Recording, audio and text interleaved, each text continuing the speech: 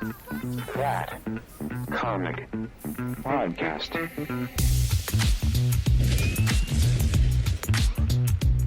Cast. Hello, internets. Welcome to That Comic Podcast. I am your host, Features, and with me I have my wonderful co-host, Mr. Moshko. Mister, can I kick it? Yes, you can. And joining us will be our wonderful producer and also has a lot to say, Baby Huey. Hi. What's going on? What's going on? Okay, so we got a nice little show today. A lot of trailers we're going to get through. One with the Superman trailer that was released, Ironheart. We saw Spider-Man Noir, and then we have a leak with Galactus, as it seems. It's a trickle. Yeah, a little trickle. And we got some more news with the MCU with Krysten Ritter and Neve Campbell. So let's just hop right into it and start off with this Superman trailer. What are we thinking, guys? What are we thinking? It was horrible. No. I'm kidding. Horrible. No, it was freaking amazing. Like, I watched it like 5 times in a row. I mean, same. I definitely watched it about 3 times in a row. I would have gotten to 5, but I had to clock back in and get on the floor. Well, I only watched it once that day. Once. But I'll tell you what, it's been a very long time since I've gotten the chills from watching a trailer, and that absolutely did happen. I'm more excited for this now. I think, we said a week or 2 ago, it's like, oh, ho-hum, maybe I'll, I'm gonna see it. Looks good, whatever. But after that trailer, and it still didn't really give you much, which was great. It doesn't, right. But what it does give is it gives you a sense of who Superman is, like who we think him to be, and how he's being portrayed in this universe going out. Like I thought what was a wonderful scene was the interview with him and Lois Lane. Like when she's like, oh, well, did you stop to think that maybe you shouldn't have went into a foreign country and stopped that? And he's like, but I stopped the war. She's like, sure, but, You started another one. Wrong. I love the whole him being Clark Kent and like morphing into Superman with his answer. Yes. Yes. Like, he's all like, oh, let's do this. Miss Lane. Like, the Yes. voice change and everything. Like, that was awesome. I thought that was wonderful, too. That was, I think, a phenomenal job by Corn Sweat doing that, because we kind of need to see that with Superman. I was definitely one person that always complained, like, how does no one realize that Clark Kent isn't Superman? He's not doing anything different. It's just glasses. Well, I mean, no, in the does comics, the hunch over. he hunches over. He actually does physically make himself shorter. The hunch over, the glasses. He doesn't look at people directly to throw off perception. But yeah, there's a lot of little things he does. The interesting thing, when I watch a trailer, I try to figure out the timeline of what is happening, what's the beginning, like where I have no idea with this. Like you would think, now maybe that the battle in the desert, like that might be one of the first scenes, but it's tough to tell, because even with then there's the battle with the kaiju and I had that name written down here somewhere. The Juggernaut looking guy. Yeah, there's that battle, and Lex and the Fortress of Solitude. Like, I have no idea what this timeline looks like, and we know there's going to be flashbacks. So what I'm thinking is, him coming back might be the start of the movie, like him coming back from stopping the war. Right. And then Lois interviewing him, and we'll get the flashbacks through the storytelling. And then from what I heard is that Juggernaut-looking guy is the country that he invaded. They're sending him as a retaliation for him coming in. So that might be then present time. I've heard a little tidbit about that too. We'll get there before we leave. I don't know if it'll end up being a spoiler, but there's a theory on this. So we had a couple different characters pop up. We had Guy Gardner. Yeah. We saw him actually using the construct, which is kind of cool. Yeah. Yes. We got a better look at Metamorpho. Yes. Actually, yeah. In what looked to be a cell. So maybe they're like cellmates. It looked like they were like in a cell together. Like, I guess they're going to capture Superman at some point for some meta-human type deal or something. Pretty sure it has something to do with Lex. I'm assuming. Of course. Yeah. Who else? The Hawkgirl. Hawkgirl. Hawkgirl. Oh, Mr. Terrific. Listen, Mr. Terrific doesn't seem like the guy to go crazy over, but he had a little like an awesome walk-on scene. I don't know what he was doing, but it looked kind of cool. I mean, he did. The reveal was kind of neat, but I also kind of felt like it was the CW version. Like, I've heard that before. Yeah, it was very this week actually. Oh, really? Like it looked almost exactly the same. Which the CW version was good. Like the look and everything was perfect. I just felt like, all right, it's nothing new that I haven't seen before. Okay, that's fair. That's fair. I want to say that I like the fact that they're introducing a whole slew of characters, and I'm sure it can be done in a way that it doesn't take away from Superman itself. But I think we've mentioned this before, that like this is Superman coming into an already established world of heroes. Right. So he's like officially the new guy, and they're like, well, is he? I don't know. I think we are, as the audience, are coming into this universe already. Okay. Because like the world already knows who he is. So yeah, I think he's already an established character. Okay. So that you think they'll probably not even give us the build up Superboy treatment into Superman? Just fast forward that? I don't think so. I think we'll I can't even think of freaking words today. Words. The back look at people. The flashbacks. Yeah, flashbacks with Pa Kent. I don't know if those are really flashbacks though, because he doesn't look all that young. Yeah, it was like a week back. It's still flashback, right? Yeah, flashy enough. I was going to mention something about all the characters where, like the general audience, I think a lot of people panic when they start to hear like this person's, all of these characters are in there. We don't really need a full-on backstory of every single character in the movie. No. I think people just freak out because they don't know, and then they see that there's 30 people or 67 like in Avengers. Yeah, you don't really need the full background on Metamorpho. I think you'll find out pretty quick like what he's capable of doing, and that's all you need for now. Correct. Right. And I heard rumors of like multiverse stuff kind of filling in somewhere. I hope not. That's where Mr. Terrific's actually coming from. I don't want them to do that too soon. Like we're just getting the DC universe kicking off. Like I don't think they should step into multiversal stuff too fast. Yeah, because I think this Superman movie is really going to play as the springboard for everything else. Like it's going to be a Superman movie, and I think we're going to enjoy it as such. But we're getting all these other heroes into it just to make it known, hey, this is who's around, and this is what we're going to get to, and I'm okay with that. Oh, I'm perfectly okay with that too. So, as a trailer, we're all giving this thumbs up. Fantastic. Yeah. I mean, I haven't seen anything since the first few teasers up until now that has me turned off in the slightest. I'm still giving this a 10 out of 10. I'm stoked to see it. It might even have me a little bit more excited than Fantastic Four, just by a little bit. Yeah, there were a few adjustments made. The obvious one is him getting hit by the Rock and not flinching. Yeah. Not the Rock, not Black Adam, but an actual physical rock. There was a big stink about that months ago when the teaser came out, and the internet said what it said. It is what it is. But I have two other things on this trailer before we move on. Sure. Yeah. First off is the rumor.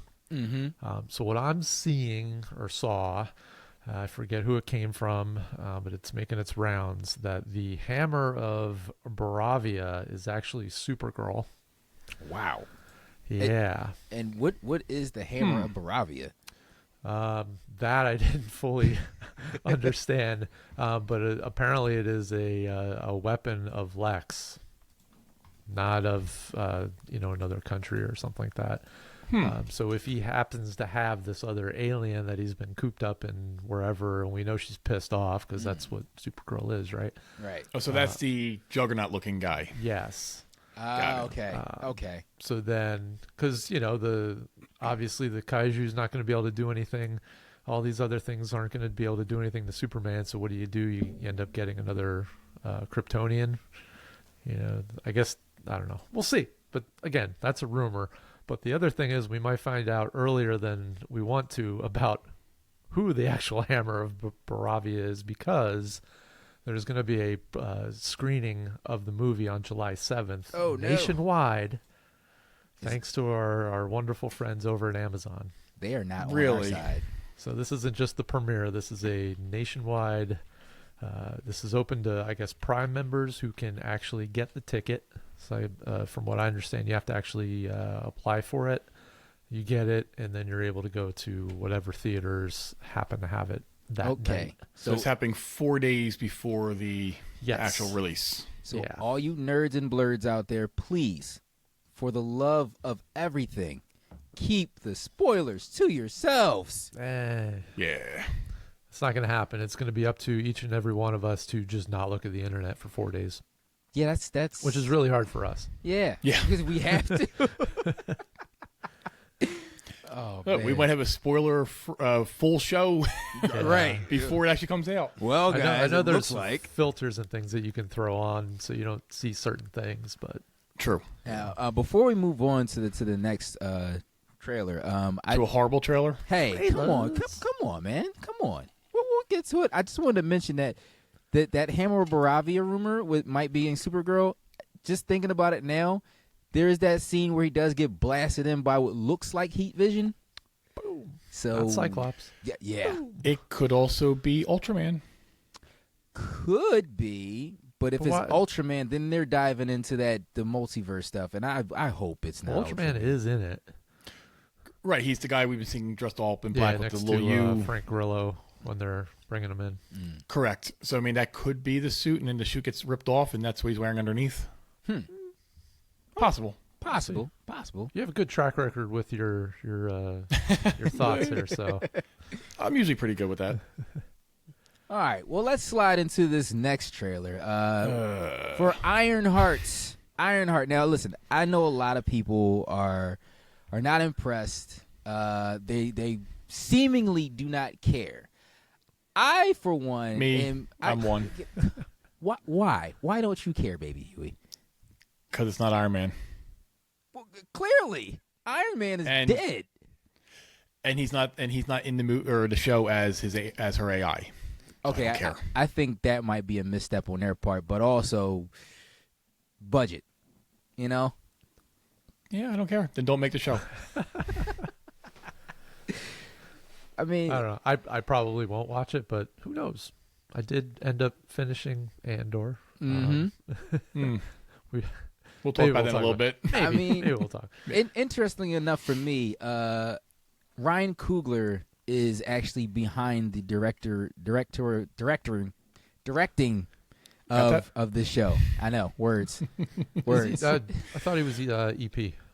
He or- might be, but I thought he's a part of it. He's directed some of them. I think he's the director, or he's either the director or the producer. But I know Definitely he's a a part of it. producer, because that's how they opened the trailer by saying he's from executive producer Ryan Coogler. Which I think is a smart move on Marvel's part, because right now Coogler, he's the guy, and he hasn't missed. He hasn't missed in a long time. Right, but the big question is, like, sometimes with the EPs, like, their name's just on it, because, like, so the character originated in Black Panther 2, so he's kind of responsible for that. So, are they just using his name, or did he have an actual, finger on the pulse of the show? Ooh. I hope he does. So do I. I hope he does, because I feel like we would need that kind of someone of that he is caliber not- to know how to direct this character, how to make this story work. The directors are listed as Samantha Bailey and Angela Barnes. Oh, Had they done anything else that we may know? Samantha Bailey. Let's see here. Dear White People. Oh, Okay, familiar. It's a funny show. Yep. Brown Girls and East of La Brea. I know the first one. yeah. I think yeah. She's done 4 episodes of Grownish, which is the spinoff of Blackish. Yep. Yep. The Diary of a Future President. That was a Disney thing. A couple things here and there. She started in 2016 with You're So Talented. Okay. Okay. So As for Angela, Angela. she has No credits. 1 episode of Will Trent, a TV series called Atlanta. Never heard of it. Atlanta with Atlanta. Childish Gambino. That show is so good. okay. Heard of it. Yep. No. Yeah. You're right. I take that back. So basically, I take that back. It sounds like that Ironheart's going to be like blackety black. That's what it sounds like. You said it. I did. I had to, because I mean, all of those shows you just named. That's the audience. Yeah. And I don't want this. I don't want Ironheart to just specifically be for black people, because I think as a character that she is now, she should appeal to more than just one group of people, because she also has a lot of potential. We know that technically she's coming in to quote unquote replace Iron Man. I don't even like saying that because it's not accurate. No, that's what Rhodey's for. Right. Well, I'm saying that's what the MCU wise, I think Rhodey will be the replacement. And he should be. They better bring back Terrence Howard and Doomsday. Hey man. But what I liked about this trailer was that it didn't seem like a lot of spectacle. Like, sure, we got shots of her in the suit, but it seems like this is going to be more story driven, which I think is appropriate for this character, because you need to find a way to get people into her, because I think they already know going into it like this is potentially a miss. Yeah. I want to say, with all the rumors that are swirling around on this one, that is what might get me to watch some of this. I'm interested to see what the Hood does and who the Hood is tied to. Yeah. And if it is indeed Mephisto, I know they've been saying this for years, but Right. I mean, it's, to my understanding, didn't we see like screenshots of Sacha Baron Cohen in like a goofy Yes. costume at some point months and months and months ago? There was that. Yes, there was. So, be interested to see what the payoff is. Maybe, it'll be a passive watch where I'm posting stuff on YouTube. Yeah, I think that we should at least give this a chance. At least 2 episodes, maybe 3. And to be honest, I feel like it could be a sleeper hit, much like the Thunderbolts was. Or I'll say was. Yeah, the thing that irritates me most about this and how it's being received is what's going on with the trailer on YouTube right now. It's ridiculous. So I don't know what the tally is at this point, but we'll just say as of earlier today there was like 192,000 likes, and the dislikes were like 380,000. Like, wow. It was. I thought you weren't allowed to see the dislikes anymore. And that's the thing. I'm trying to figure out on multiple browsers, all right, how do you actually see this? Where is it? But it's being posted everywhere. So first off, that's where my nose, or, I'm like, wait a minute, is this even a legit thing? Or are they just like gassing up people on this?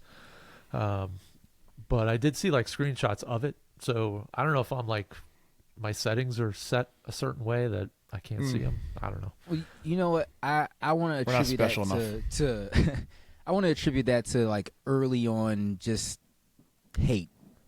Like, all the people that want to nitpick and not have anything to really fall back on other than, I don't like her because it's not Iron Man. Sorry, baby Huey. Not necessarily you. I don't know where that's people not get why. the time. It's just that Iron Man's not in it. Yeah. And I get that. Like, he should be in it as the AI, but if rumors are going to take place the way they are for Doomsday, then I understand why he isn't. Mm-hmm. Yeah. Still, you would want him to be the AI. So 6 episodes. The first 3 are dropping on June 24th. Oh, there's only 6? Yep. Yeah, I'll watch it. That's not a big commit. Are they like 40 minutes? June 24th, and then July 1st, 8th, and the 15th. Yeah, that's fine. I think the only thing I'm not feeling. So that's right before Fantastic Four. Yeah. Yes. Okay. And it's probably going to be important right before then too. Keep the juices flowing a little. Oh yeah. Yeah, it seems like they want their shows to end before this next phase. I talked to my one friend who does work for Marvel Studios. When Spider-Man came out, I was like, why are they dropping why are they dropping the episodes like what? It was like 3, 2, 2, 2, 3 or something like that. He said they want to wrap it up before Daredevil started. Yeah. So I was like, oh, okay, I get that, but why not then release it earlier to then spread? Like, I understand you wanting a show to end before a new project starts, right? So if they want this to end right before Fantastic Four, why not release it 3 weeks earlier and release 1 episode a week? Yeah. True. Yeah, I'm all for the once a week release. Like, I'm more than okay with that. I know people are complaining. Like, I saw that the Bears season 4 is coming out June. That's June something, 25th or something like that. They're dropping the whole season. I'm like, that stinks because I don't know. I've just changed my tune on getting everything all in one lump sum versus every week. It gives us, more to talk about if it's weekly. Correct. I'm kind of true. I kind of am on the fence with that myself. I like when things because it's streaming. I'm used to like the shows just being there. I can just watch it. You know what I mean? But the once a week drops makes it feel like how TV used to be, which isn't necessarily bad, like you said, but it's like paying for YouTube Red when YouTube existed before all other streaming platforms. It's like, you guys are late to the bus on this. I don't want to pay you for it. Yeah. Yeah, I get it because you want to binge it, but then like Mashko said, there's nothing. If we binge it all in 1 week, there's nothing to talk about afterwards. True. Yep. True. Keep the momentum going. Yeah, I mean the news cycle shuts down when you don't get the 10 things you missed in this episode, or here's your 100 Easter eggs from this episode. I don't know. I like it. Right, and content creators have to get all that stuff out right away. Right. And these studios love the hype that we bring, each and every one of us every week. Hey, did you guys see this? Yeah. So I get that, and it makes sense for that measure. But next, let's slide on to the next trailer. We already mentioned that this is supposed to drop before Fantastic Four, right? Yeah, correct. That's because 20 July. So if the Superman's the 11th. Okay. That's 2 weeks later. So really quick, before we actually jump into the next trailer, because we're here, let's talk about this supposed first look at Galactus, which was brought to us by our wonderful flavor of Snapple. Like, yeah, I fired up X earlier today, and this just kept showing up, and I'm like, what's going on here? You know what? I tried to dive a little bit deeper. I did see like the Snapple thing, and I'm like, well, even their stuff had to come from somewhere. Right. We're getting promotional artwork out, Yep. Yeah. So it's not even. So it is artwork. I mean, it's not the actor who's actually playing him. It's not it kind of looks like him. Well, you got to right. carve out the the mouthpiece right there. Well, if I'm an artist, I better be able to simulate what he looks like. Yes, yes. And listen, this looks stellar. If you ask me, this is actually, I want to say, probably very comic accurate for Galactus. Mm-hmm. And man, better than a cloud. Yeah. Oh my goodness, I absolutely hated the Fox rendition of the Fantastic Four with Galactus. I stole that from Lost. Like I get like Galactus appears as whoever's looking at him. That's how we see him in whatever form. but I don't think anybody looked at a cloud and went, "Oh my gosh, it's going to eat us." No, like this is. I would prefer this. This is awesome. This is how Galactus should look, and this is also why I'm so stoked to see the Fantastic Four. Like, what do you think about it? Like, I'm with you. I'm completely with you. I think it looks great. How they manage with the size is going to be interesting. Mm-hmm. So we know, like, okay, he's going to be at least on Earth. He's going to be larger than some of the skyscrapers, but will he actually shrink down even more to be the same size as like Reed or the Thing? Here's the Snapple ad. Apple. There you go, Snapple, popping the top on that leak for us. I mean, this is better than the Lego leak. Yeah, that's true. Because I mean, Yes. we saw that one, but it's it's Lego Galactus. So wow, Yeah. this is much better. It's not like we're getting like a real good look at him, but that's fine. We knew he's in the movie. Yeah, I'm it cool still with looks it. like concept art to me. So It probably is. It could Yeah, be. But Snapple needs to get out their ads, so Yep. Yep. They're like, let's cash in on it. We only got a couple weeks. Let's do this. Oh wow, it is only a couple weeks. When is Fantastic Four comes out? When again? It's what, a week after Superman? Or a week After or before? It's in July. before Yeah, Yeah. we'll figure that one out. that comes out July 25th. There you go. So it's 2 weeks. They move stuff around on us. They do. Because at one point it was, I think they were a week before Superman, and then they pushed it back. Mm-hmm. That's right. Yeah. I'll be seeing both, Oh yeah. Yeah. That's no doubt. Well, My and money's spent. speaking of release dates, real fast, I sent this earlier in our group chat, but Mutant Mayhem #2 has been moved back a year, Oh goodness gracious. To 2029. 7, Right. 27, September 17th, 2027. So It's funny, like that sounds like a long time from now.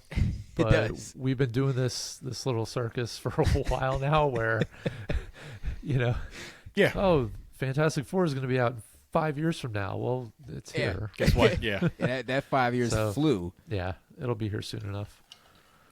yeah. It would have been nice because the way that they are setting up their movie and TV shows, season 2 of that cartoon is supposed to drop and then lead right into the beginning of the second movie, which was supposed to come out originally weeks or a month later. Nice. So, but that's pushed back a year now. I mean, as long as it's pushed back for a very good reason and not just I agree. because, Yep. Yeah. I want them to take the time, get the artwork right, get the story right, get everything right. Yeah. We'll hear about reshoots happening in the next week or so. And then The everybody's reshoot gonna- for an animated movie. Yeah. Yeah. Oh man. So Spider-Man Noir. yes. Yeah. Let's talk about it. So was it about last week? I know We're playing a little catch up on some of these trailers. Yeah, last week I know I put it in our group chat because I had stumbled on it, and I was like, "Wait, has anybody seen this?" Because it just seemed like it was there, and not a lot of people were talking about it. But from what I saw from that Twitter post was, it looks great. It looks great. Right. We didn't talk about it last week because none of the big media outlets were Yeah, posting it. it seemed like Did we no one mention caught it it at all, though? No, But 'cause We It's mentioned starting to- the first look picture, Yeah. not this trailer. Okay. yeah, we didn't Right, mention the because trailer when we went to look for the trailer, yeah, we nope. I found a fake one that was very much like Sin City. Yeah. Yeah. But when you actually see the legitimate teaser, it looks a little bit like Sin City. Yeah, and you know what? Yeah. I'm excited for that. I love Sin City, Yeah. and I think this particular kind of storytelling is going to go great for Nicolas Cage because I yeah. think that's right up his alley. Like, Yeah, he's got. It's funny because were we sharing the Madden pictures, or maybe we were doing it in the other chat. But Nicolas Cage is playing John Madden in a Yes. Madden film. Christian Bale is playing Lance- Al Davis. Yeah. what? Yeah, so he's got some really cool things coming up. He does. The one thing with I just learned this the other day with Spider-Man Noir. So it's coming out on MGM Plus, something like Is that. it really? Yes, but the next day it's then available on Amazon Prime.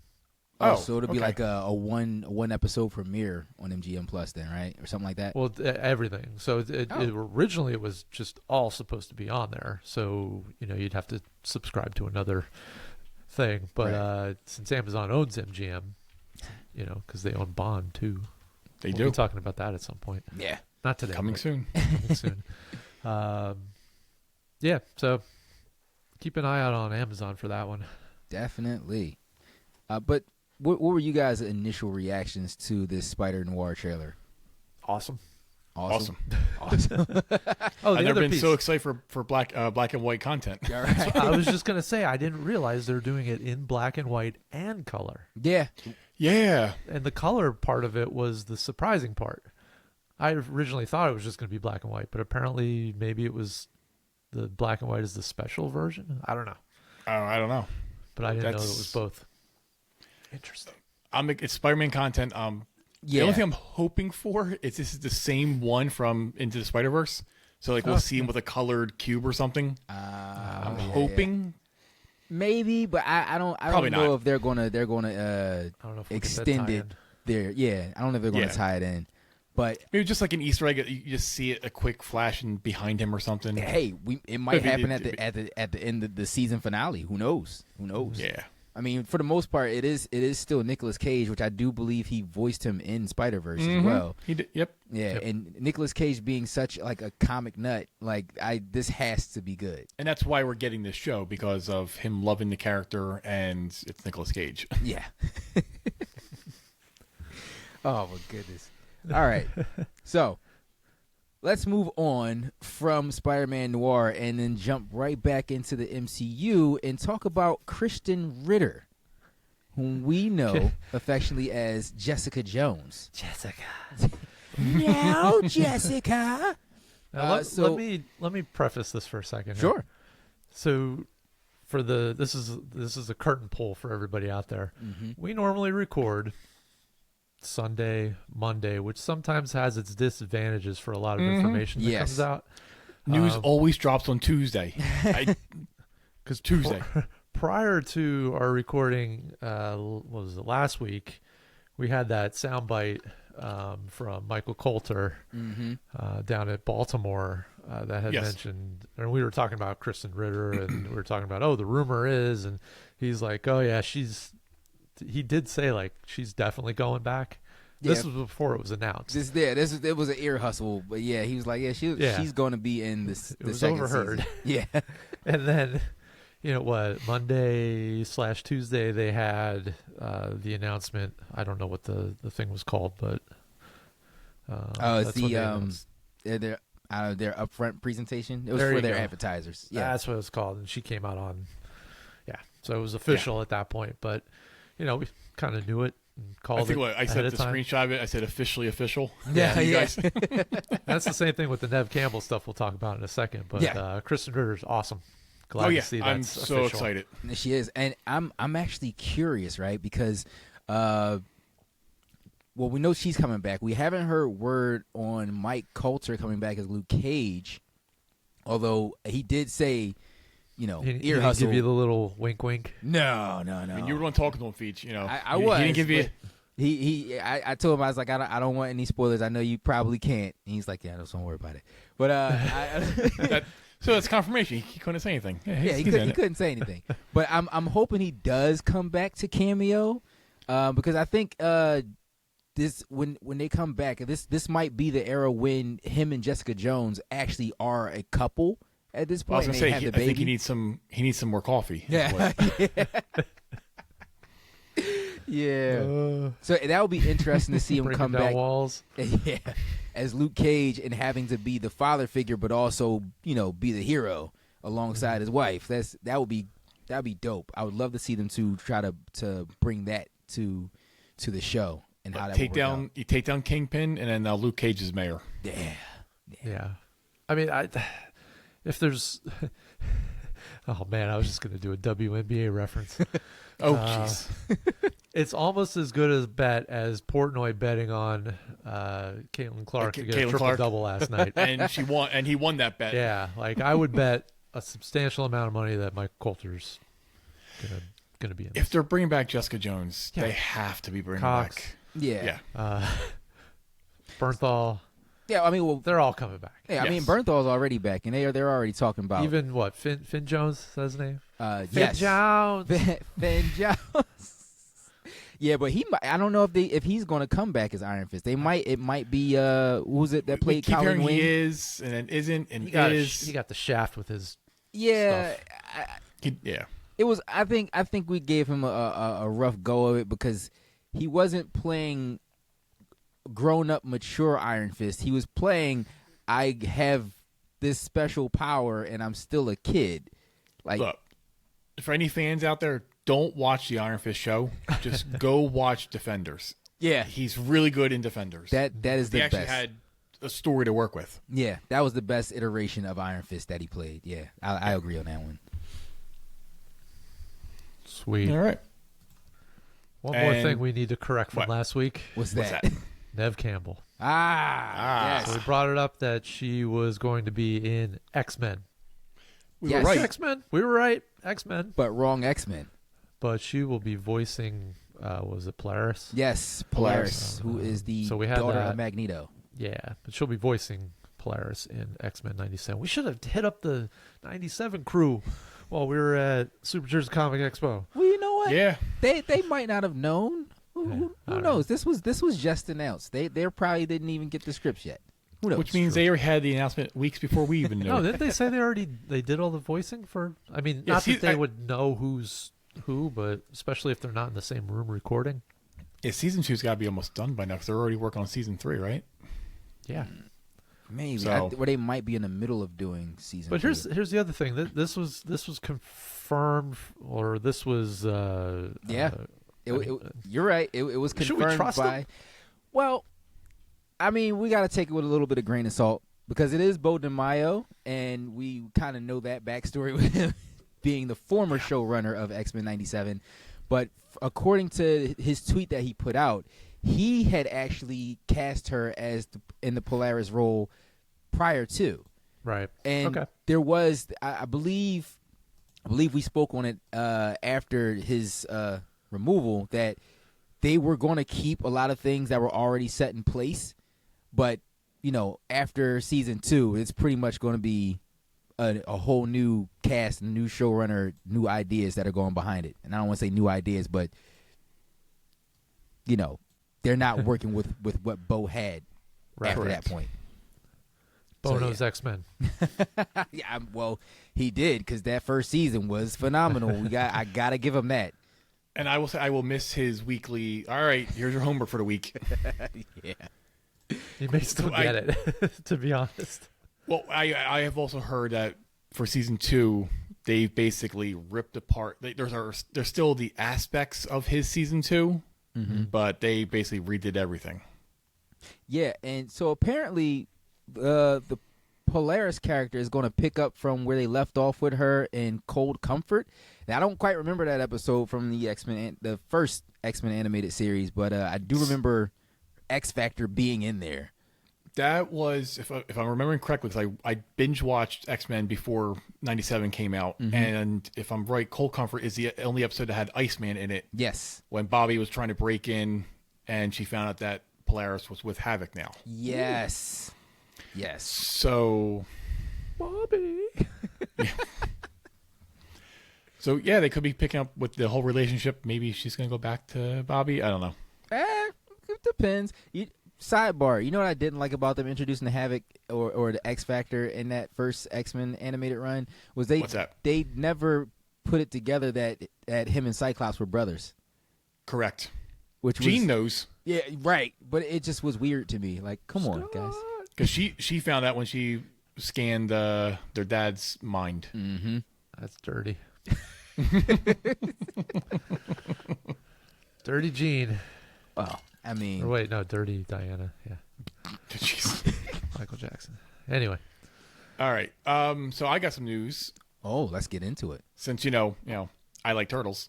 He likes It turtles. sounds exactly like the damn soundbite we have wherever it is. I I'm like not turtles. not gonna pull it up, but But coming August 13th, we have a Ninja Turtles spinoff, The Shredder.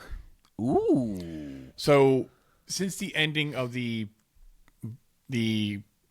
first wave of Turtle comics, we haven't heard anything about Shredder.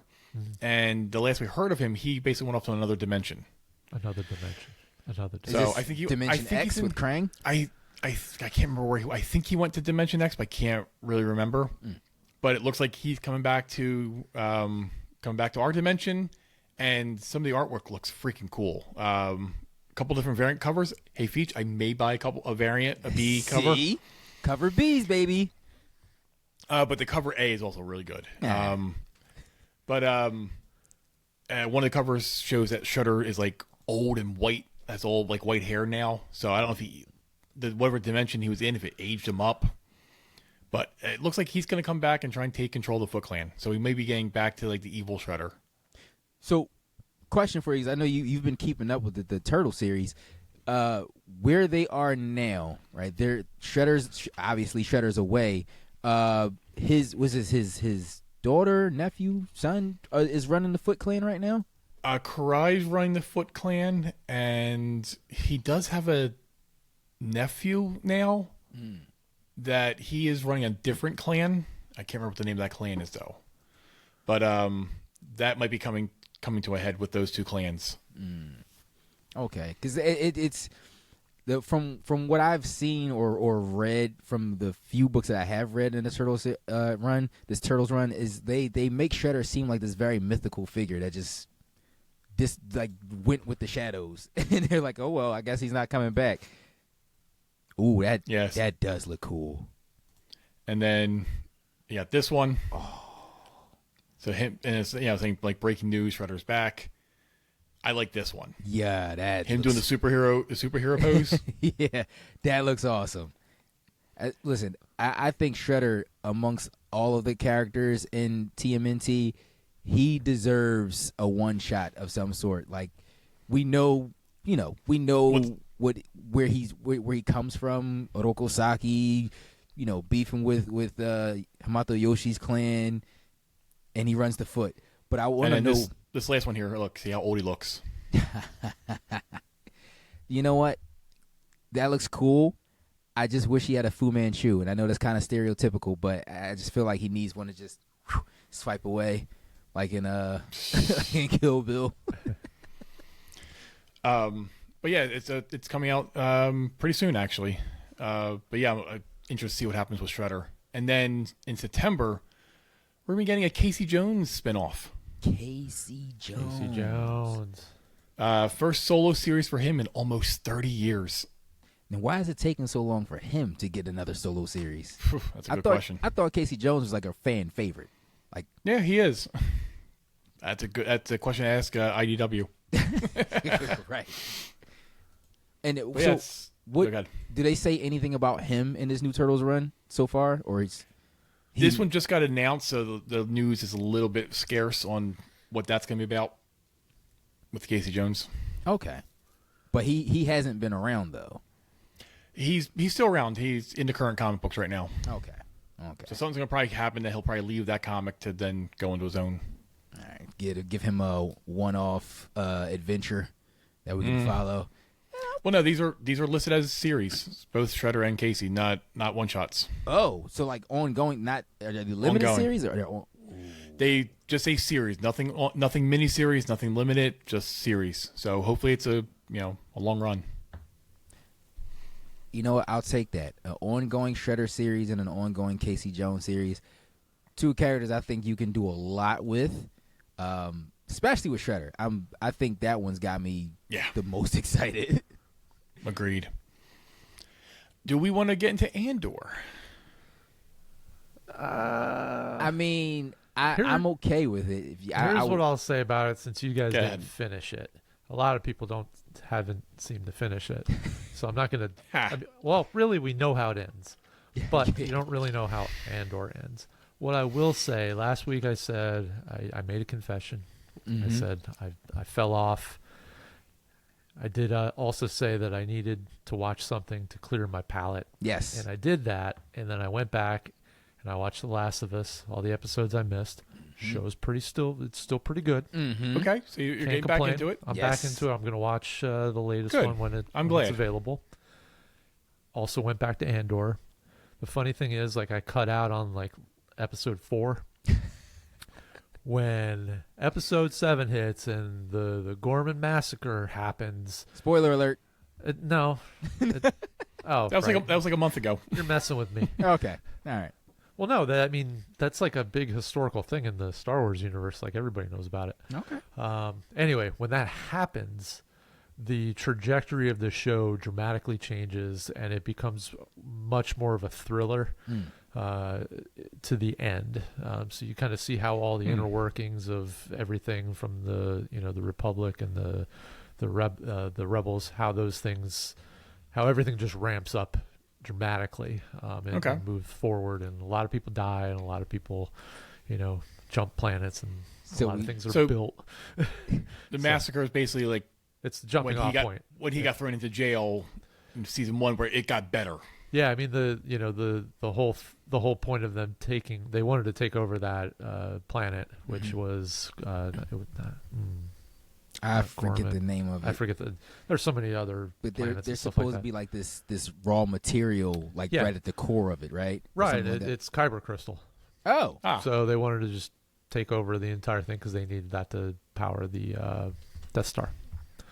Aha. Nice. So, and when you look at it from a political standpoint, related to things that like we're aware of, where companies will move into a particular region, or even countries will move into a region to take their resources for personal gain.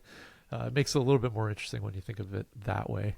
But Gotcha. Back in, get to episode 7, and then you're just going to coast through the rest of it, and then watch Rogue One right after, which was really interesting.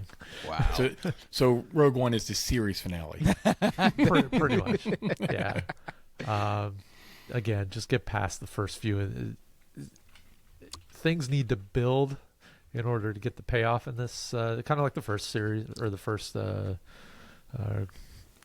episodes. I hear you. I hear you. I know. And I think like for me, right? I got through the first season. The first season, I was like, no, it is slow, but the story, you gotta follow the story, and that really moves things until you get to like the very end, where it's like, okay, now it's kicking up. But I think again, like I said, the trailer when it first was announced threw me off, because I was like, oh, it looks like this one's going to be more action packed than the first one. I'm in.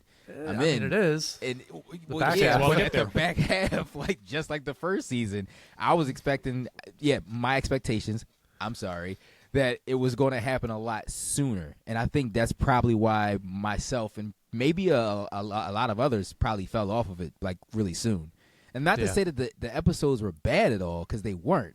Right. It's just, it's so slow. And then, like, having to, like, let me ask you, both of you, do you really care about Mon Mothra? No. My initial response is no. But it's very important to understand how much of an impact she had on everything going down, because you find that out in the back half of the season. Okay. All right. Which I get that, but that the build up and the political steam behind it all is like, this isn't what I actually want to see, and I get that it's important, but do we have to like fester on these moments so much? See, with me, I think we've gone through this before. Like, where this goes right, Ahsoka goes wrong for me. So, like, I don't need the fantastical, lightsaber duels and all that crap in the Star Wars that I want to enjoy. So that's where this is, to me, is better than Ahsoka, because all that, the weird stuff happens over in Ahsoka. I like the political aspect of it. It's very interesting. And I get why people don't want that. You are a one of one in that. Goddamn right. Moscow. Fast and Furious and Andor. Which Feet. Yeah. I'll say, speaking of a room that we were not one of one in, we were at Fan Expo this past weekend. Yes. Wow. Yeah. That I got some words on that. Oh, you know I what? got questions then. Okay, Let her so rip. let's. So Moscow, you've been with us when we were at Wizard World. Yeah, and Reed Pop was there the 1 year too. And remember how it's like how nice and spacious everything was? It's not my favorite venue. I don't like it. It's terrible to move around there. But even when it was Wizard World and Fan Expo, the other one, the aisles were, they were tight because everyone was in it, but the aisles were bigger, right? Yeah. They crammed everything into the front half of the convention room that we were in, Right. to give 10 times much more room, which I understand to a certain fault for the for the celebrity stuff in the back. Yeah. So, like the aisles were like this, like you could fit 2 people down the aisle. Yeah. Even like an artist alley was a row on the sides of the building. Go ahead, Feach. I just want to add, like, I don't think Artist Alley gets the proper treatment. It doesn't. That's why Paul made it a sticking point with his convention. Yeah. And I, again, shout out to Paul. I love that. Because that was phenomenal. I'm glad he did it that way. Because you have all the artists were kind of just lined up right next to each other, like barely breathing room. It's like this person's here, this person's here, this person's here. It's like if they had to go to the bathroom, they literally were like getting up and walking past everybody. Excuse me, pardon me, watch out, my fault. I think they deserve better spacing than that. And especially all the creatives there that were trying to sell their artwork as well, which the booth size weren't bad for them, but when you have artists there like Kreese Lee, Charles Soule, Scott Snyder, you have guys like that. I feel like you should treat them a little bit better. Give them give them what their name actually invokes. Like Scott Snyder, which smart, they put him on the end. Yeah. Right. Yeah. In the middle of the row, but on the end because there was an entranceway, which is smart because they were able to wrap his line around the back of the booth because his line was like 10 miles long. Luckily, Features and I did get a chance to talk to him for a little while. Yeah, and that was really cool. We got a good interview. We got a good interview with him. And I got to talk to a guy named Guy Gilchrist. He worked for the Muppets. I think I saw some of your photos. Yes. So the funny part is my girlfriend, her aunt actually worked for Jim Henson Productions, and my girlfriend's just talking to him, and she mentions the name just like as a hey, my aunt used to work there. He knew exactly who she was. Like he perked up. He's like, oh my god, I remember her. We did this and this and this, and he's going on and on. And he told us he was also a cartoonist for the Muppets. And he told us this awesome story where when they were creating the Muppet Babies cartoon, that his higher-ups said, oh, hey, Jim Henson's coming down tomorrow to meet us in the cafe around the corner. We're doing a show called Muppet Babies. I need you to design me the big 6 as babies. Nice. Gave him less than 24 hours to come up with their designs and then go show it to Jim Henson. Wow. Wow. Nice. Like, that's crazy. That's wild. Oh man, Fan Expo for me, it was I'm right there with Baby Huey. And I've said this with you in person, and I'll say it again here. Like it felt like New York Comic Con with less people, but still just so As condensed. crowded. Yeah. It was because they jammed Was all those less everything- people. So I mean, I'm sure you guys have been to the car show at some point over the last however many years. How they would have like multiple rooms filled, like the basement's just as big as their primary space on the first floor, Right. and then there's like another floor up top. Was this all just centralized to the one maiden, like Yes. Centralized to the one big ballroom room there or whatever? Yep, like it used to be. But So they could have spread out.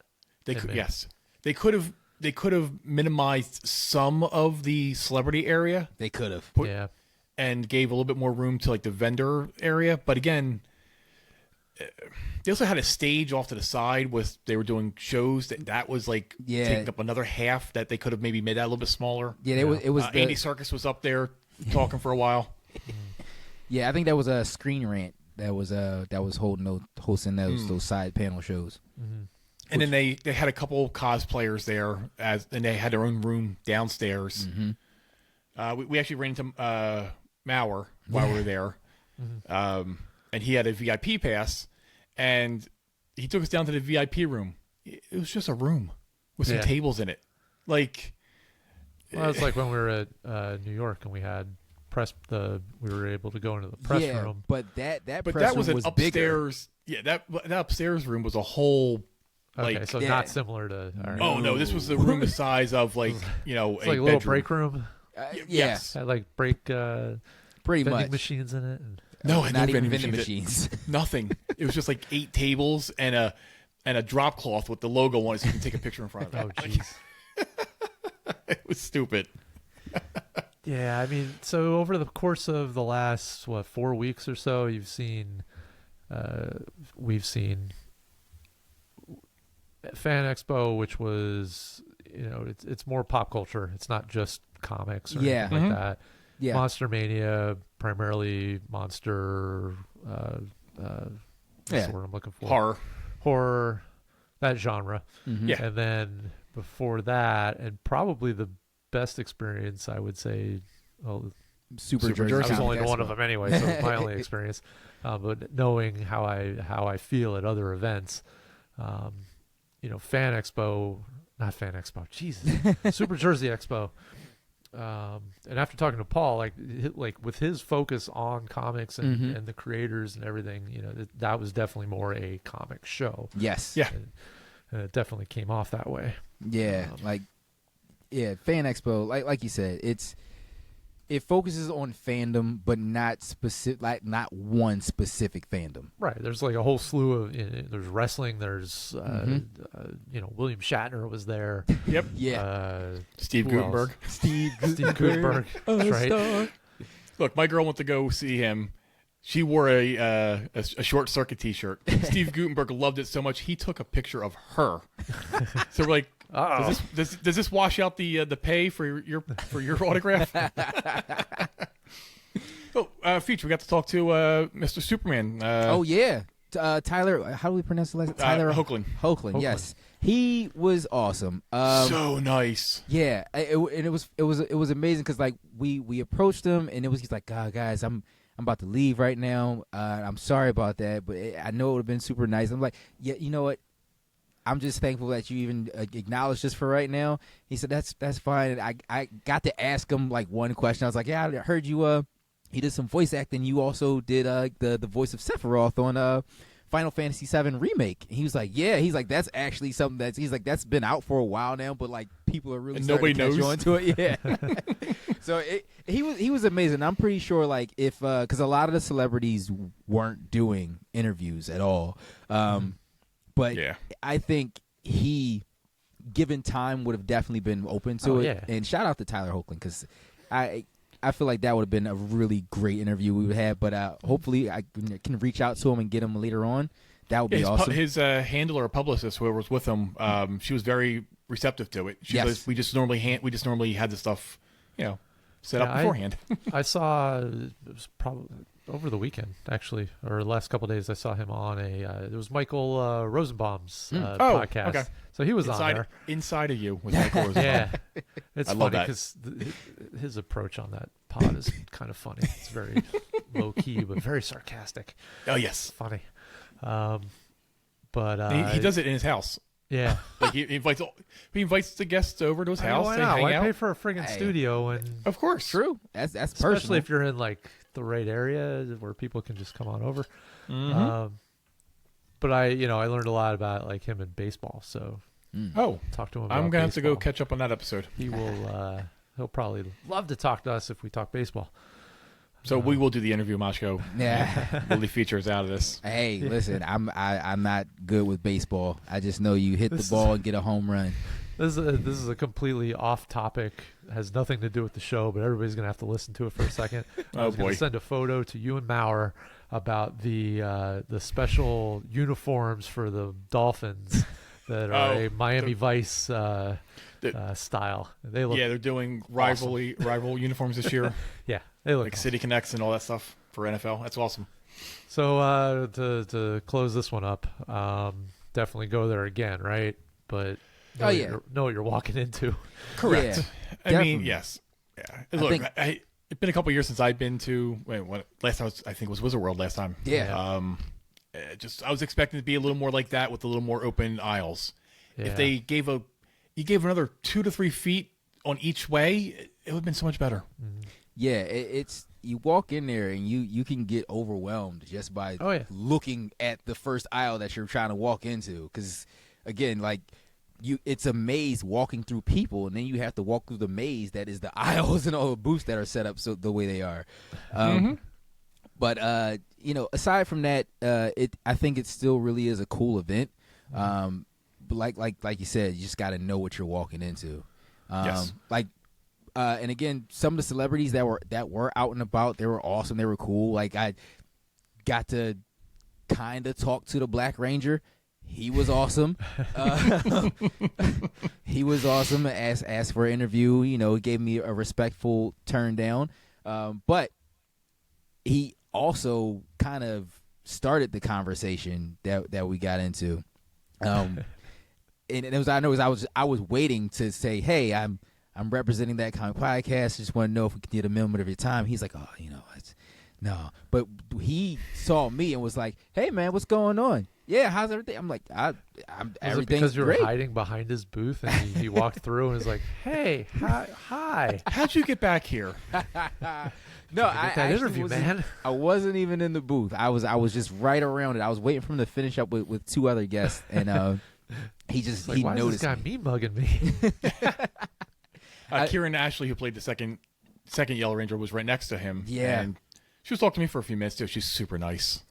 They all seem so humble and so nice and like just down to earth, and kind of knowing and understanding what they have been through. At least Walter from the first season of Power Rangers. You kind of go like, man, you really are upbeat, man. Like this is, and that's really awesome because we kind of know the stories of what they went through filming that show.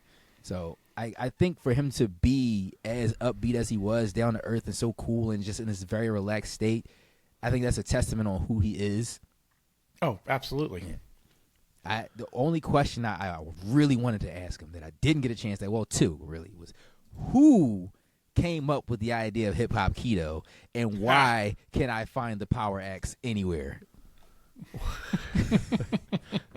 Oh, seriously, like, you can get the Green Ranger dagger, you can find that, you can get the Red Ranger power sword, you can get the... Because every time they start making the weapons, the company that's doing it, they stop making the stuff halfway through.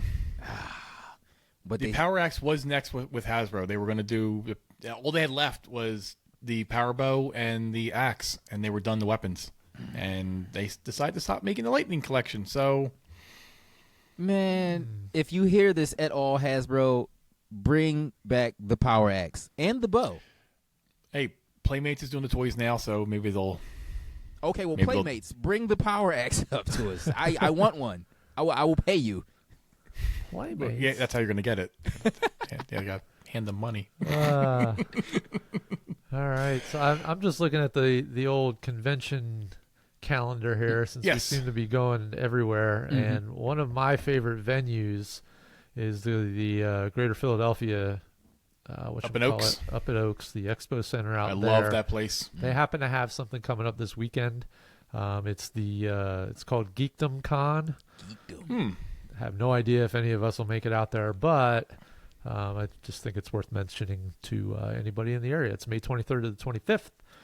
And looking through the guest list here, it looks like a lot of voice actors from video games and things like that are nice. there. So, okay. I love my voice actors. So. Yeah. Yes, you do. Interesting. Cool. All right. You want to tackle a couple comics before we shut this thing down? Let's Absolutely. get right into our comic reviews. comics. Comics. Cue the noise for the comics. Well, since you guys didn't read Battle Beast, we won't really talk about that. But go ahead. No, You go can ahead. talk about it. I'm still going to read it. But. Yeah, I mean, I read it. Nothing terribly interesting for me. I've got another book that I think is freaking outstanding and is going to be my number one probably until it's done. That's the teaser for this section. But Battle Beast, guy's a little OP'd. Well, if you ask me. Is he? Yeah, kind of decimates everything. Is I like the fact that he's just out there, he's just looking for fights, and wants to, just take on anything and everything. I guess if I'm remembering this correctly, like his view of succeeding in life is being defeated or something like that. He's looking for was it the honorable defeat or something like that? Something to that effect. And yeah, I was like, okay. Look, It's a beautiful book. It's drawn well. The dialogue is really nice. It just seems a little off. It seems like Thundercats on steroids. It's the best way to kind of put it. And but like, if you're, if you love Invincible, I guess this is like a major thing for you. So I don't know. That's my. And if I read the book, I am going to hear him in Michael Dorn's voice. That's who voices him in. Michael Dorn, for anyone who doesn't know, is Worf from Star Trek. Oh, that's perfect. That's perfect because that's kind of who I imagine. Battle Beast is a Klingon. That's exactly how they feel. Yeah, and that's who voices him in the show. So that is awesome. When did he show up in the show? Ooh. He's been in the show last. I think he's in the first midway season. through like season 1. Like he's in it a lot. It's right around the time where Mark encounters the syndicate or the big rock dude. I can't remember his name right now. And he happens to work for him, and he's like, "Oh, we'll get Battle Beast to handle this," and he just decimates everybody. And then he showed up again in either this last episode or second to last episode of this past season. Yes. They brought him out to fight the Viltrumites. He's like, I heard you guys were tough. I don't know how he does it. I didn't even know he could breathe in space. He just he just went for it. I'm like, this guy just wants to fight, and I'm okay with that. You just give me a book there. I don't need a plot. Just give me good fight scenes, good artwork. A little okay dialogue. It's a pass for me. I read issue 1 of the new Gwenpool. What'd you think? I'm going to give it an issue 2. My main issue is I was expecting this all new, all deadly Gwenpool. Right. And this is, first spoiler, this is 616 Gwen Stacy. She's back alive. So that part's not Mysterio. But the problem is 98% of this book is Gwenpool. Gwenpool. Like, wait. the old Gwenpool. It's like they're on her trail trying to find out who's killing all these people, and she shows up at the end. So, all right, I'll give it to issue 2, but this felt like an old school, an old Gwenpool book, not a killing Deadpool book. Oh, okay. So it gets in issue 2. I give it issue 2 just to see where it goes. Cause like I said, she showed up at the end. See what happens. Okay. All right. That's fair. What else we got? Or are we going round robin? Because I can. Want to do Transformers? Yeah, I didn't read Transformers. We can do Transformers. Definitely do Transformers. Because I jumped back in. Thank you. I didn't actually go back and read much, but you kind of jump right into the story. This was pretty entertaining. So the only thing you probably missed in Transformers was they did a Megatron backstory about an issue ago. Okay. And you find out that the Quintessons were testing Megatron, and they kept killing him and rebuilding him, killing him, bring him back, kill him, bring him back. Wow. And then at the end, they gave him this kind of like a matrix that can fix, like, it's a very powerful matrix, and it can repair things. So when Megatron showed back up in the issue before we went to the flashback, remember how Ravage had died? Well, he repaired Ravage. Oh. in like 2 seconds. So you find out that in that backstory he has that type of stuff. So he can bring things back to life, it looks like. Oh. And that's the corruption of that dark matrix that he has. I think it's seeped into the arm. Remember, we keep getting these outbursts from Optimus? Yeah. I think that's what's this dark matrix that Megatron has is kind of corrupting Optimus because he has his arm attached. So those are the outbursts and things that we're getting from Optimus. Okay. So wait, this matrix that's on Megatron, is it like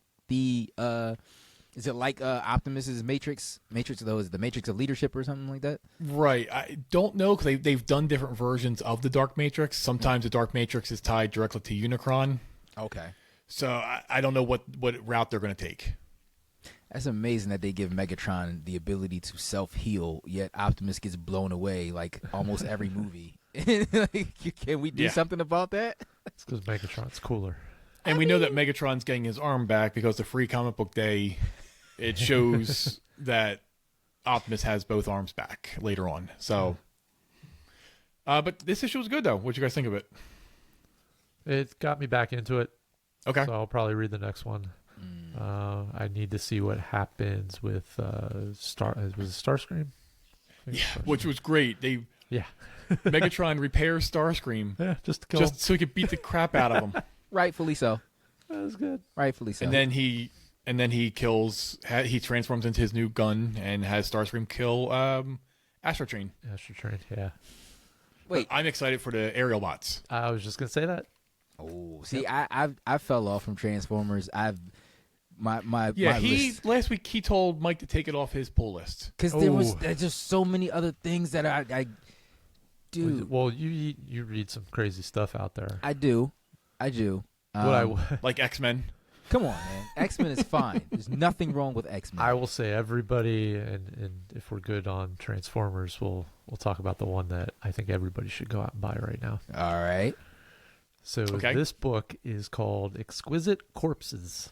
Ooh. Okay. You probably saw it on the shelf and saw it and said, "Wow, that's a really cool cover." I have it, didn't read it yet, but go on. Read this. This is phenomenal. What's the cover look like? It's You have it with you? Yeah. It's got a dude with samurai sword and a. Oh, I did see that. Okay.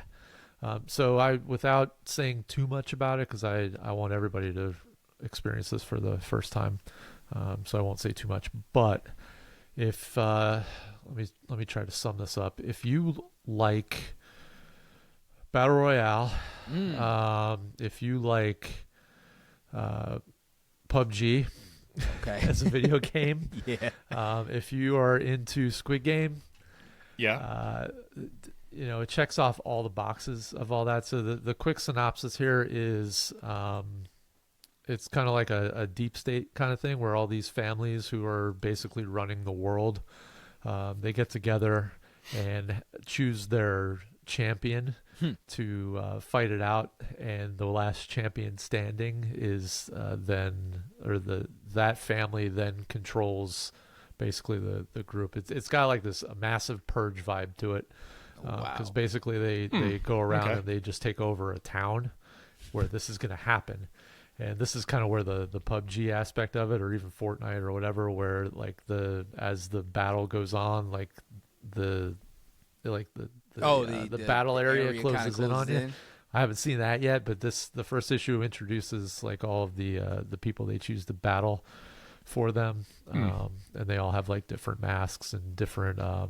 They're all like assigned different weapons. It's super cool. So this comes from we just got off of reading Deviant from James Tynion. Mm-hmm. So this is his new book, and I don't know how long it's going to go for. Hopefully at least 12 issues, since I think there's like 12 or 13 people battling in this. It ticks all the boxes off for me. Nice. Like this just looks awesome. I'm so definitely going to read that before you go to bed tonight. And Huey, make sure you go out and get this. I will get that on Wednesday. Right. This is awesome. I'm going to go into my one-off that I know I'm probably the only one that read this before we get into the ones that I'm pretty sure we've all read. But Doctor Strange of Asgard, issue 3. I saw it. Yeah, but Didn't open it. well, I mean, it's still falling under that One World Under Doom banner, because it's still picking up from Doctor Strange not being the Sorcerer Supreme, so he's now in Asgard trying to not so much relearn magic, but become the Sorcerer Supreme of Asgard.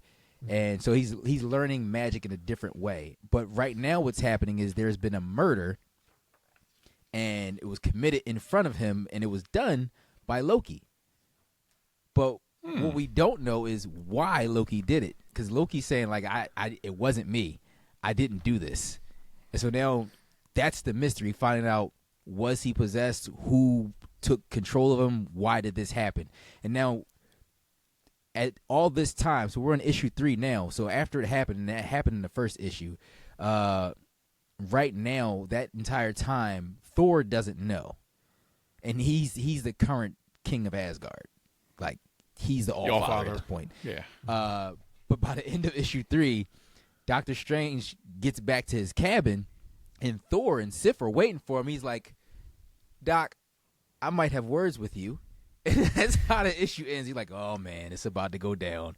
Because, you know how Thor feels about Loki. And if he's not going to think, there's a chance that it wasn't really him. No.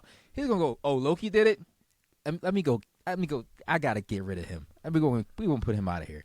But that's where it left off. And I'm very eager to see what issue 4 looks like. Because it is playing out kind of slow, but kind of not. Like, the story has very good pacing and is getting you where you need to get to by the end of each issue. So I am definitely going to pick up issue 4 of this. Okay. Nice. Glad you're All right. enjoying it. Speaking of the One World Under Doom, though, we got issue 4. What you guys think of this one? I didn't read that. You didn't read it? Nah.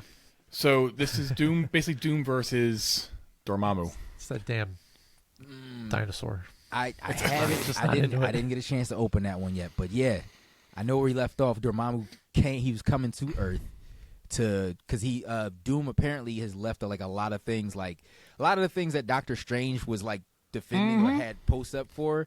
Doom was like not paying attention to any of that, and so Dormammu was just walking through to the Earth. So I won't spoil anything, but I will say this: that every Doom was about to get his ass handed to him, and he cast a few spells to use some certain powers, and yeah, wow. So this is good. This is Doom using magic like magic hasn't been used before. You know what? This is the interesting thing I think about Doctor Doom, because they don't really go into him actually being a magic user in the books a lot. You just mostly see magic and technology. Yeah, but now as the Sorcerer Supreme, you kind of get this understanding. Oh wait, he actually knows some things, like, and it gives you a whole new level of like, okay, this is what puts Doom on that upper echelon of villains. Yeah, like he casts a spell to use some certain powers, and the way he casts a spell, all he has to do is say one word. Yeah. To use that certain power, like a shink, or thwip, or so. Yeah. Him saying some certain words, he starts using people's powers. It's kind of neat. Yeah, that's pretty dope. So, all right. So I want to get into, and I'm assuming that we've all read this one. I did not. That's why I was being pretty silent on it. Ooh, you haven't read Absolute Batman number 8? It slipped my mind. I snuck Daredevil 21 in. I read that. Ooh. Which, by the way, it's just Daredevil. Nothing special. It's just. But I'm still gonna read that damn series.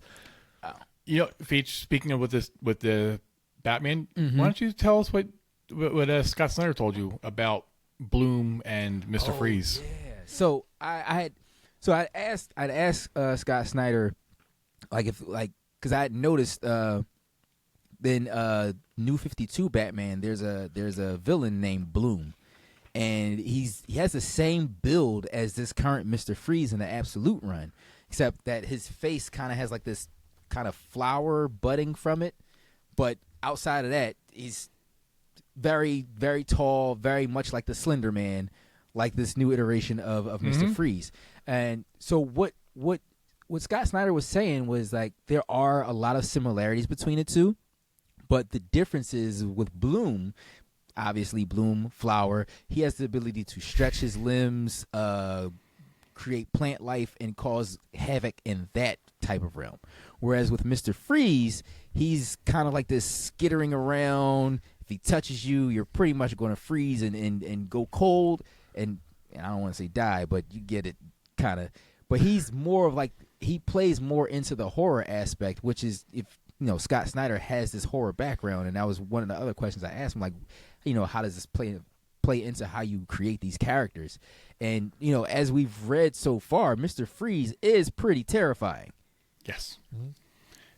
Like, there's one scene in this issue where he literally, like, crawls on top of the ceiling and then grips Batman by the face and then shoves him through a wall. And I'm like, this is crazy. Didn't plan for that, did you, Batman? Yeah, prep time. No, he did not. And I think that's probably one of the more awesome things about this Batman. It is kind of a, like, I'm learning on the go. Yeah. This is it was really good. It was a nice introduction to, you know, our new Mr. Freeze. Mm-hmm. He'll be coming back. But the next issue is Absolute Bane. I can't wait. I've been wondering what Bane was going to be like. On the Batman. So I'm excited to see what the absolute version of this Bane looks like. Yeah, It's gonna and be really small and skinny. You're right. yo, that would be crazy. But also, like, I don't want to spoil anything for you, Moshko. Yeah, that's what I'm tiptoeing around. I don't want to. Yeah, You know what? I appreciate it because I will read it. Okay, all right. You Good. read it. I'm not even going to say what happens at the end, but You're probably doing me a service and a few listeners. yeah, Yes. yeah, Or watchers or viewers or Everybody. a little bit of both. Yes. A little bit of both. So, who has actually gotten the time to read Ultimate Black Panther 16? Who? Ultimate Black Panther. I don't think any of us have been touching that book since it first came out. Really? Well, Menti has, but I kind of started dropping off a little bit. I mean, that's fair. There was the point in time where kind of the story got a little bit wonky, but it's starting to come together, and I think in the best way possible. Mm-hmm. So we already learned that vibranium kind of has this sentience to it. And there was this one thing that they woke up from it, but now there's this new being that struck out. But what he said to T'Challa pretty much was, your line, like your bloodline, is kind of responsible for what's about to happen next, and we need you. You're one of the chosen ones.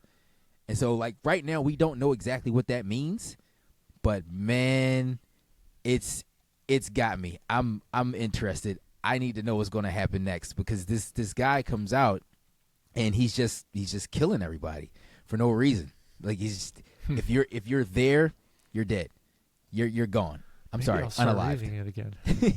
I'm sold. No, you'll like it. And I mean, there's a really cool moment in there where Storm actually goes in to help T'Challa fight this character, and she hits him with this crazy lightning bolt, and he just swats it away and reverses it on her, and then it knocks her out. And you kind of get this moment after that where it looks like you kind of see like a little bit of interest with T'Challa and Storm. Mm-hmm.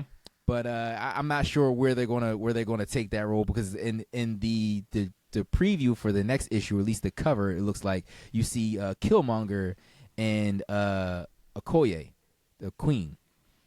So it's like they're on a mission together, just like T'Challa and Storm are on a mission together. So it's like, all right, how are we framing this? We got this major overall situation happen, but are we trying to start or form different love triangles here and now?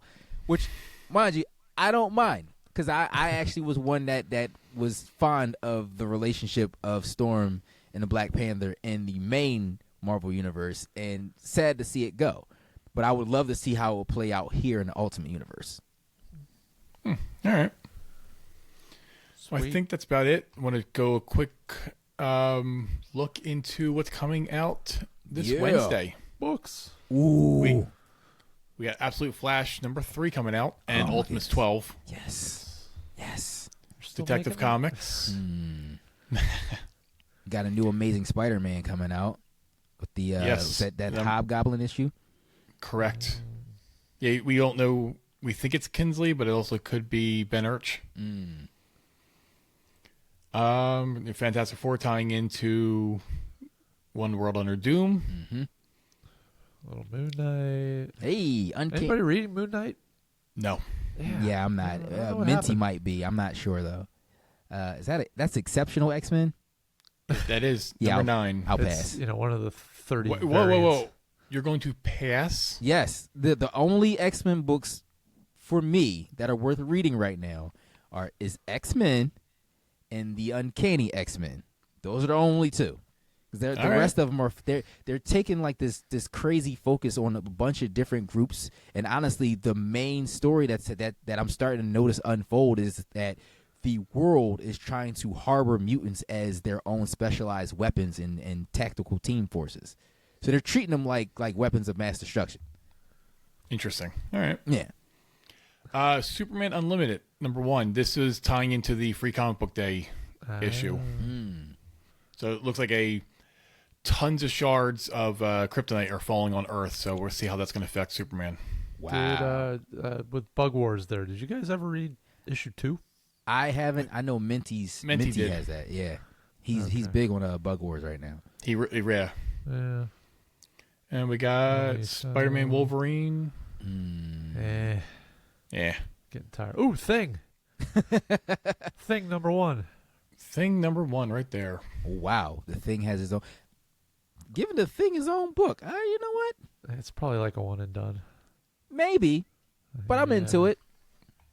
Let's see. Yeah, there's a second issue. Oh boy, Thing number 2. That's Thing a cool number cover. 2. Are they carving a bullseye in his head? That's what I thought. Is Bullseye in the Thing? Yeah. Oh. Targeted by Bullseye. No shit. Wow. There you go. All right.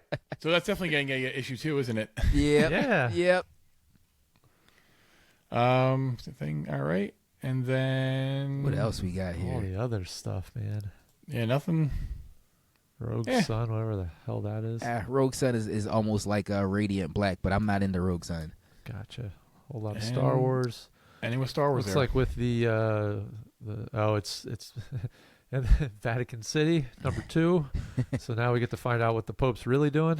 Wow. All right, and that's Out of yeah, Alcatraz. Wow. Yeah, it looks like a lot of indie books. Darkwing Duck. Yep. Robo Wolf. All right. Void. All right, that's Yeah. So not decent. not a Sounds crazy good. week, but pretty decent. Nothing too crazy. Yeah. I'm with it. All right, I think with that, Peach, you should do that thing. All right. Well, you can Bring it find home. us on all forms of social media by That Comic Podcast or on X as That Comic Pod. And yeah, I am Features. I'm Moshko. Make sure you check us out definitely on YouTube.